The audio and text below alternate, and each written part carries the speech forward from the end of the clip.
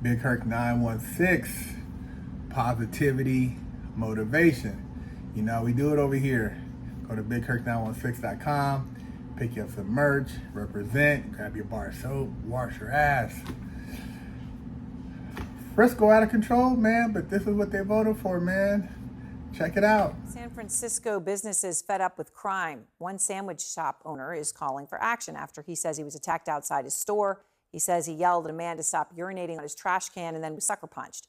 His Instagram post about the incident has now gone viral. I'm fed up with this goddamn city. It's like, I can't just be outside and just running a business without getting punched in the goddamn face. It shouldn't be this way at all. Like, this isn't how our city should be. Man, they robbing these stores clean, man. They don't care. They're looting and just doing what they do, man, all across the Bay. This dude, he tried to stop somebody and got a knuckle sandwich.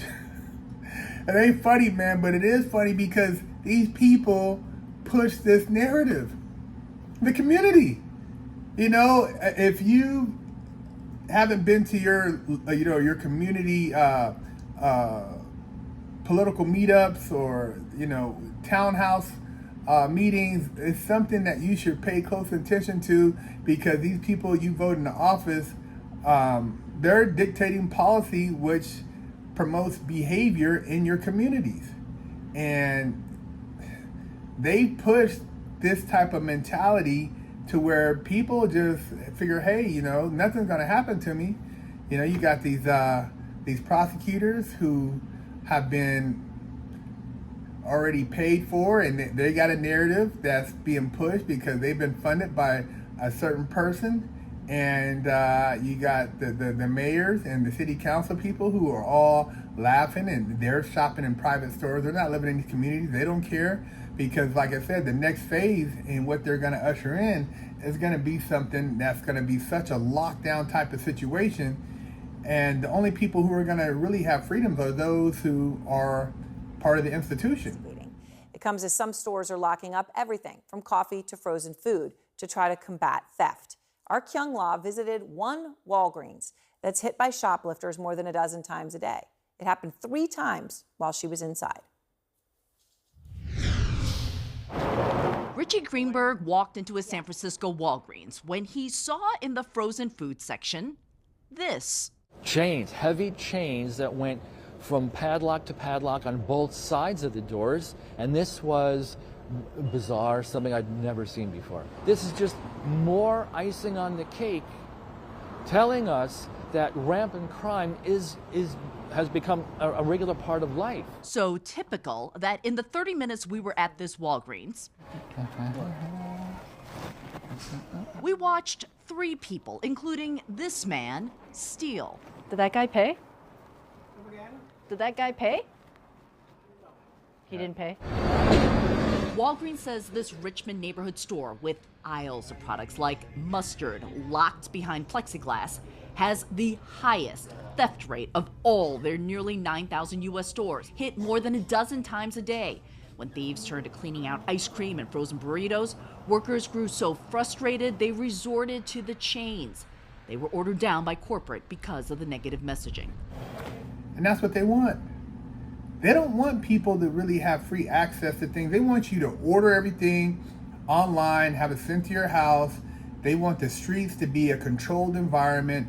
They want to restrict your freedoms and, surveillance state, all this stuff, man. And all this is part of it. This rampant robbing, this theft, crushing these businesses. And these corporate businesses, everybody's like, well, they have insurance, this and that, but it's going to reflect in the pricing of goods. The price of goods are going to go through the roof, man. And then when you're talking about buying a bag of grapefruit or some bread or some milk or some eggs, you're going to be paying double what they're paying in the other neighborhoods because of the insurance and the high price of doing business in those communities. So in a sense, they're going to be redlining these communities for a certain type of, a certain type of fee. whether it be, housing over there. That's going to be, because of theft and things like that. If you have a car over there, they're going to say, well, your insurance is going to be higher. Your registration is going to be more because of the theft and stuff like that. Homeowners insurance. It's going to affect a lot of things. It's not just that you're stealing and doing it and thinking you're getting something free. It's a combination of other things that's like a domino effect that affects those communities. So just because you're stealing and thinking you're getting away with something, how long are you going to do it? I mean, how many times are you going to steal and just think that, hey, man, I can keep doing this and stacking my fridge or my freezer up or my garage up? I mean, is it something that you see, in perpetuity? I mean, I don't get it, and that's something people got to think about who are out there doing this. But obviously, these people don't really think, they don't care, and the mentality is get it while you can. And whatever happens later on happens, and that's kind of like what we're dealing with right now. But there's definitely gonna have to be a change in attitude, and you push people out, people move out, and then the neighborhoods become run down, and then people are complaining about that. But it's like it's in steps, and so this is only the surface of what's gonna happen down the road. And the people at the top, they've already done the feasibility studies. They know how long it takes before a business shuts down, how many thefts, what the numbers are. They do all these things, man. And then, eventually the people who are stealing from the stores start stealing from each other. And then you have people getting, shot protecting their homes and their valuables, and, people's cars getting broken into, which has already happened in San Francisco. Your car out there, if you park it, man, you got to damn near let the windows down because they're going to break in your car. I mean, it's that bad. They don't want to talk about it, but San Francisco has turned into a straight shithole. San Francisco City Supervisor Matt Dorsey, former police spokesman and recovering drug addict, sees the rampant shoplifting as a systemic problem, from city leaders to an understaffed police force to the fentanyl crisis. When you're seeing that level of retail theft, that tends to be subsistence level retail theft. People who are hungry. People are hungry. There is a level of addiction playing out in many parts of our city. It's happening at levels we really haven't seen in San Francisco. What I'm hearing from my residents and what I'm hearing from San Franciscans is it's time for tough love. We are not doing any addict in this city favors by enabling behavior that is potentially deadly in ways we have never seen. And they're trying to contain it, but eventually it's gonna expand beyond the city limits. So, hey, man, I don't know as far as what the answer is from my perspective, because I'm not a community leader there. But I know from one thing, the people who live there, the business owners, man, you guys should have been recalled, whoever it is you got running your city, man, and push for a different narrative, because now the momentum is so far this way to get it to go back. It's not gonna be overnight. You're not gonna be able to stop these thefts and robberies overnight, man.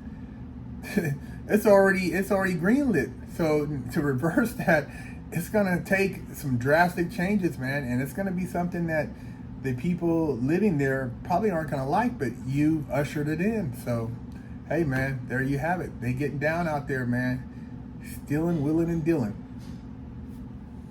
Yo, man, you not gonna believe this shit, homie. Your girl just called me. She said, man, you need to go wash your ass. She said, you pulled your drawers down. You have straight dookie stains up in them drawers. Man, she told me, look, tell Big Hurt to give you a bar that wash the ass so you can use that burlap that the soap is wrapped in so you can scrub them ball sacks. She said, your balls smell like some old horse nuts. She said, you was just stinking. But she said she still let you bust it down because she nasty, but you need to go wash your ass, homie. And she said maybe next time she'll go ahead and, go down there and do a little something. But she said, man, you were humming when you was down there beating it up. Wash your ass, homie. Go to the Herc store at bigherc916.com and pick you up a bar of soap so you can wash that ass, or pick you up some Never Settle for Average merch or some of the Muscle Up Car Lifestyle merch.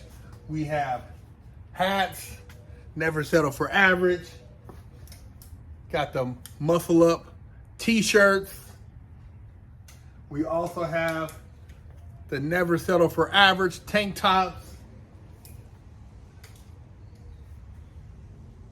Got the Muscle Up Car Lifestyle hoodies. Got the beanie caps. Hey man, represent. And I know you guys aren't average, so pick up some swag and step your game up. Hello, I'm Big Herc 916. Contact me for life coaching and motivational speaking.